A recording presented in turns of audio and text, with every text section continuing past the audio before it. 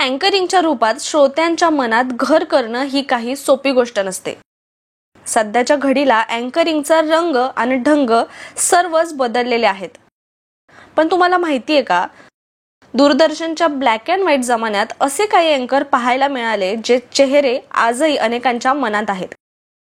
नजर टाकूया दूरदर्शनवरील लोकप्रिय अँकर संदर्भातील खास स्टोरी. सध्याच्या घडीला आपल्याकडे भरमसाठ वृत्तवाहिन्या दिसून येतात. पण तुम्हाला माहिती आहे का, पहिली महिला अँकर कोण?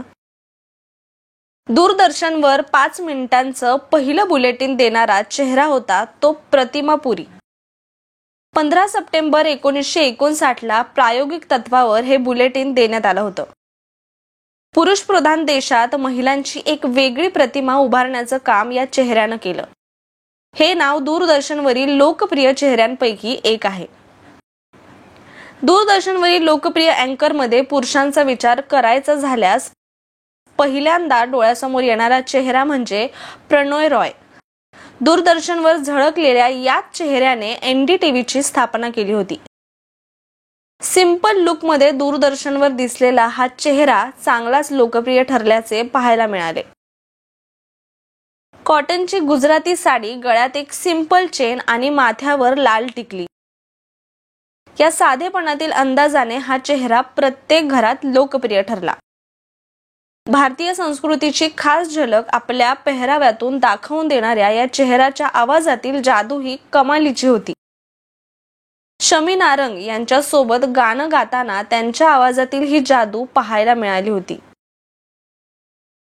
दिल्ली, मुंबई किंवा बेंगलोर मेट्रोमध्ये स्टेशन आल्याची माहिती देणारा तो पुरुषी आवाज ऐकायला मिळतो. त्यामागे जो चेहरा आहे ना, तो दुसरा तिसरा कोणी नसून शमी नारंग या व्यक्तीचा आहे. दिल्लीतील व्हॉइस ओव्हर आर्टिस्ट असणारे नारंग यांनी इंजिनिअरिंगची डिग्री घेतल्यावर व्हॉइस ऑफ अमेरिकेच्या हिंदी विभागात व्हॉइस ओव्हर आर्टिस्टच्या रूपात काम केलं. त्यानंतर त्यांनी दूरदर्शन अँकरसाठी अर्ज केला होता.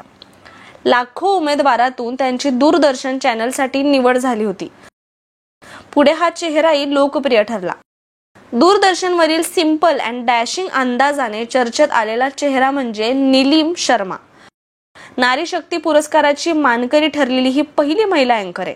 दूरदर्शनवरील काही शोज होस्ट करणाऱ्या या चेहऱ्याने 50हून अधिक डॉक्युमेंटरीही केल्या. वयाच्या 50व्या वर्षी त्यांचं कॅन्सरमुळे निधन झालं.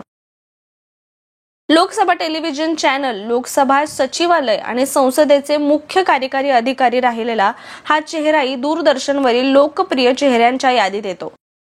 करंट अफेअर्सच्या बुलेटिनसाठी ते सर्वाधिक ओळखले जायचे. अँकरिंग शिवाय त्यांना अभिनयाचाही छंद होता. त्यांनी 200हून अधिक नाटकात काम केलं. सलमा सुलतान हा देखील दूरदर्शनवरील लोकप्रिय चेहरा आहे. या अँकरची खास ओळख होती ते त्या केसात माळत असलेले गुलाबाचं फूल. याशिवाय V आकारातील पदर घेण्याची त्यांची शैली ही लक्षवेधी ठरली. एका मुलाखतीमध्ये त्यांनी आपल्या स्टाईलचा किस्साही शेअर केला होता. प्रोडक्शन हाऊसकडून प्रत्येक दिवशी नवी साडी दिली जायची. प्रत्येक साडीवर मॅचिंग ब्लाउज नसायचे. त्यामुळे ब्लाउज लपवण्यासाठी V शेपमध्ये पदर घेण्याची स्टाईल करायचे असं त्या म्हणाल्या.